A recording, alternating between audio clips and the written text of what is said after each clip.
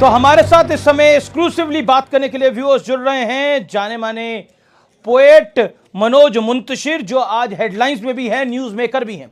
मनोज, आपका अभिनंदन है न्यूज 18 पर। मेरा सीधा सवाल आपसे यह है कि औरंगजेब को लेकर आपका जो बयान है उस पर बहुत सारी प्रतिक्रियाएं आ रही हैं। आपने तो सीधे तौर पर कह दिया कि वहां पर उसको तोड़ने की भी क्या आवश्यकता है, उसे तो कुछ और ही बना देना चाहिए। ये मैंने इन्हीं लोगों की बातें दोहराई हैं जो कुछ लिबरल्स, सेकुलर्स और बहुत ज़्यादा भारत को समझने वाले लोग, जब हम श्री राम मंदिर की लड़ाई कोर्ट में लड़ रहे थे और हमें ये बार बार कहा जा रहा था कि भाई क्या ज़रूरत है राम मंदिर बनवाने की, राम तो कण कण में हैं, तो वहाँ कोई स्कूल खुलवा दो, वहाँ कोई अस्पताल खुलवा दो, वहाँ कोई अनाथालय बनवा दो। तो मैं भी कहता हूं कि हाँ, बिल्कुल कोई ज़रूरत नहीं है। जो आक्रोश है देश का औरंगजेब के लिए, उनकी कब्र के लिए, कोई ज़रूरत नहीं है उनकी मज़ार, उनकी कब्र तोड़ने की। वहाँ शौचालय बनवा दो। वो एक मॉन्यूमेंट है जो नेशनल शेम का मॉन्यूमेंट है, वो राष्ट्रीय शर्मिंदगी की वजह है। मैं नहीं समझ पा रहा हूं कि इस देश में कौन है जो औरंगजेब को सेलिब्रेट करना चाहता है।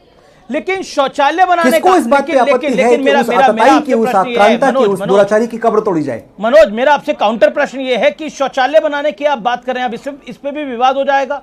शौचालय बना दो। इस देश में तो औरंगजेब प्रेमी एक पूरी लॉबी है, एक गैंग है। देखिए, शौचालय मैंने इसलिए कहा क्योंकि हम स्वच्छ भारत को सपोर्ट करते हैं। अच्छी चीज है, बननी चाहिए, देश के कोने कोने में बननी चाहिए, टॉयलेट्स होनी चाहिए, स्वच्छता हमारा धर्म है।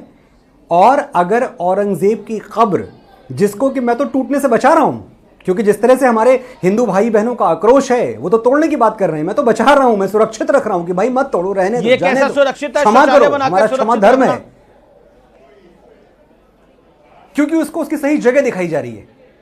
एक व्यक्ति जिसने हमारे साथ अनगिनत नाइंसाफियां की जब वो शासन में थे, जरा उनकी कारगुजारियां आप याद करिए। ये उस आदमी की बात आप कर रहे हैं जिसने जजिया टैक्स हिंदुओं पर दोबारा लाद दिया, जिसने धर्मांतरण के लिए हिंदुओं को मजबूर किया, जिसने हमारे पूज्य गुरु तेग बहादुर जी की निर्मम हत्या करवा दी, वो व्यक्ति जिसने काशी और मथुरा सहित सैकड़ों मंदिर तोड़ डाले, वो व्यक्ति जिसने छत्रपति संभाजी महाराज की दुर्दांत हत्या करवाई, वो व्यक्ति जिसने गो हत्या की खुली छूट दे रखी थी मुसलमानों को अपने कार्यकाल में, जिसके होने पे होली और दिवाली जैसे हिंदू फेस्टिवल्स बैन हो गए थे, वो व्यक्ति जिसकी वजह से शादियां हमारे हिंदू घरों में दिन की बजाय रात में होने लगी, क्योंकि ये पता था अगर शादियां रात में हुई तो ही शायद हम उसके प्रकोप से बच पाए, वरना हम हिंदुओं के यहाँ हमारे रीति रिवाजों में, हमारे संस्कारों में रात की शादी की कोई जगह नहीं थी। लेकिन इस देश में तो औरंगजेब रोड भी रही है और औरंगजेब को रहमतुल्लाह कहा जाता है।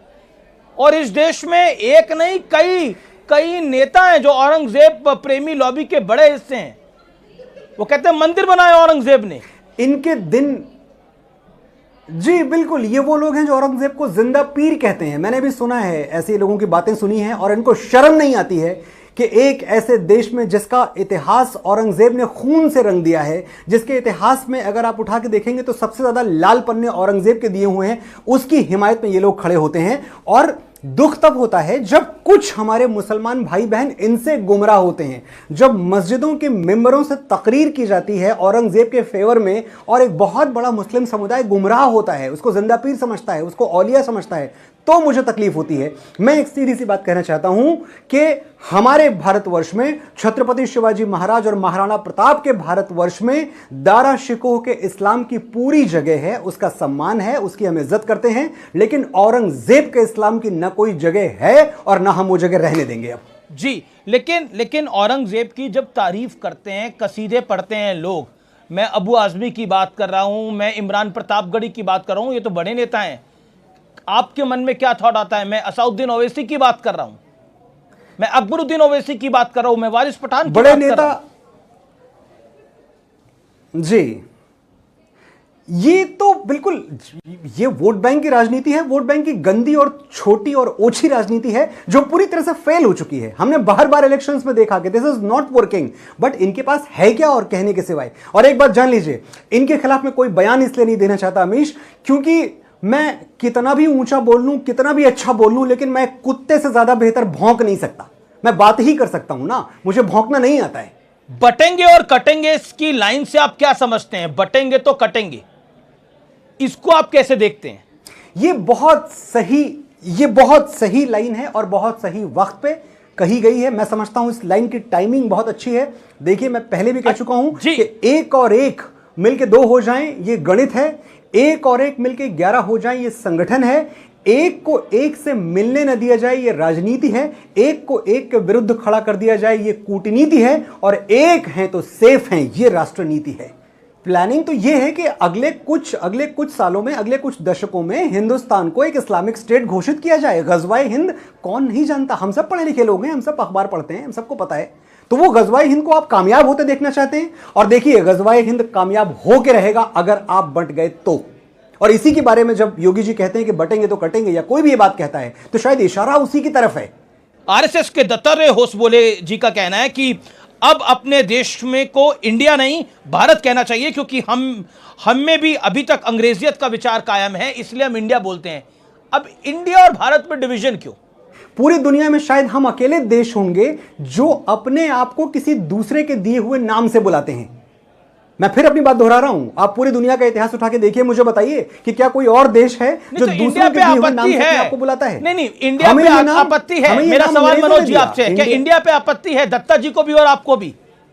ऐसा लगेगा इंडियन कल्चर पे बिल्कुल इंडियन कल्चर पे आपत्ति है। इंडिया बोलने के साथ साथ एक इंडिया की संस्कृति, जो इंडिया का कल्चर है, जो करप्ट कल्चर है, वो भी हमारी तरफ आता है। हम पश्चिमी हो जाते हैं, बहुत सारी चीजें हमें रुग्ण कर देती हैं, उस पर बिल्कुल आपत्ति है। और एक बात हम कब समझेंगे कि हम माउंट बेटन के इंडिया में नहीं, मोहनदास के भारत में रहते हैं। इतनी सी बात अगर दत्ता जी ने बोल दी तो क्या बुरा बोल दिया और क्या समझ में नहीं आ रहा है किसी को? क्या इस देश में हिंदू मुसलमान बहुत ज्यादा हो रहा है बीते कुछ सालों के अंदर, खासतौर पर जब से मोदी आए हैं? इस सवाल का जवाब आप कैसे देते हैं मनोज मुंतशिर? और आप भी इसमें सहपाठी हैं, आप भी भागीदार हैं इसके अंदर, इस हिंदू मुसलमान को आगे बढ़ाने के लिए। आपके यूट्यूब में आप जो वीडियो बनाते हैं उससे भी हिंदू मुसलमान में नफरत पैदा होती है। What is your take on this Manoj? 60-65 साल हमें दबाया गया, हमें कुचला गया, हमारे देवी देवताओं को गाली दी गई, हमें जय श्री राम बोलने से प्रतिबंधित किया गया। 60-65 साल हम दबे रहे, और अगर अचानक हमें हमारी आवाज मिल गई तो हम बुरे हो गए, सिर्फ इसलिए कि हम अपनी बात कह पा रहे हैं, सिर्फ इसलिए कि हम राम का नाम इज्जत से लेना चाहते हैं। तो आप सोचिए कि हमने 60-65 साल क्या जिंदगी जी है। और मैं इस बात के लिए बधाई देता हूं प्रधानमंत्री श्री मोदी को कि वो 100 करोड़ हिंदू जो इस देश के हैं, उन्होंने उनको स्वाभिमान दिया है। आज हम स्वाभिमान से सर उठा के जीते हैं और हम जीते रहेंगे, क्योंकि ये बात तो अब रुकने वाली नहीं है। ये तो सिर्फ एक आगाज भर है, एक शुरुआत भर है।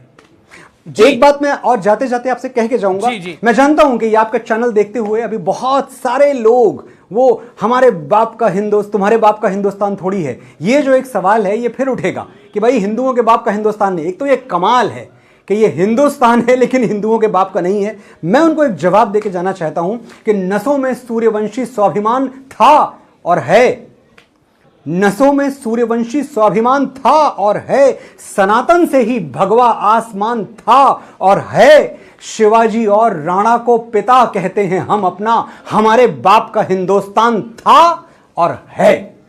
चलिए, होली का त्योहार है तो चलते चलते कुछ अगर आप सुना पाए तो अपने अंदाज में।